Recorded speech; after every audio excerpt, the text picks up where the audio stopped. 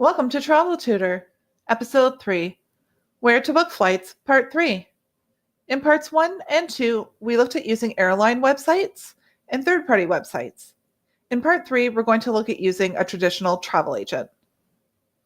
Booking with a travel agent is your best option in a number of situations. You have a complex itinerary and could benefit from booking with someone with specific knowledge of the airlines and routes involved and the destination itself. For example, if you're looking to book business class tickets and you want to be sure that the airline has lay flat seats or pods. You don't feel comfortable booking online. Maybe you don't feel comfortable entering your credit card or have confidence in your ability to complete the booking accurately. Or you prefer to book and pay in cash. I would strongly recommend booking with a credit card wherever possible. It just offers you that extra layer of protection. And in some cases, that credit card may have insurance, but that's something we'll look at in another episode. Always do your research first.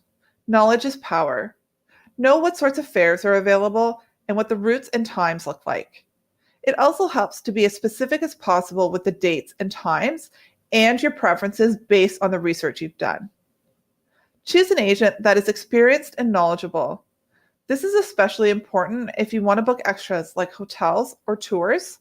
That firsthand knowledge of a destination and recommendations the agent can offer can really make the difference between a good trip and a great trip.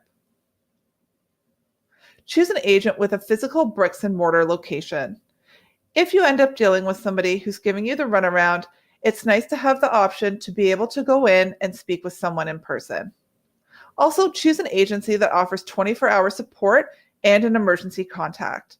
If you're overseas and need to make a last-minute change, you want to be able to get a hold of someone at the agency for assistance. It shouldn't cost any more to use a travel agent, which is a common misconception.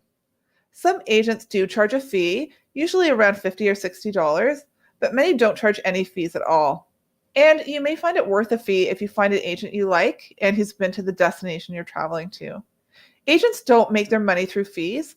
They make commissions from airlines, hotels, cruises, and other vendors.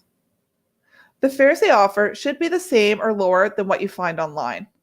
Some larger agencies may be able to offer what are known as bulk or net fares, which are discounts they get from the airline due to the volume of tickets they sell, and they pass on those discounts to their customers. So it can really pay to shop around to compare. However, as with booking on a third-party site, you may not be able to have control over the booking. So if you need to make a change or a modification, you'll have to do that through the agency you booked with. You also may not be their first priority. If you need to make a change or need other non-urgent assistance, you may need to wait. And at times, booking with an agent can be time-consuming, especially if there's a lot of options available to go through. Thanks for tuning in to the Travel Tutor for this episode. Let us know in the comments below if you have any questions and if there's any topics you'd like us to cover in future episodes, and be sure to click on subscribe. We're here to help you get the most out of booking your travel.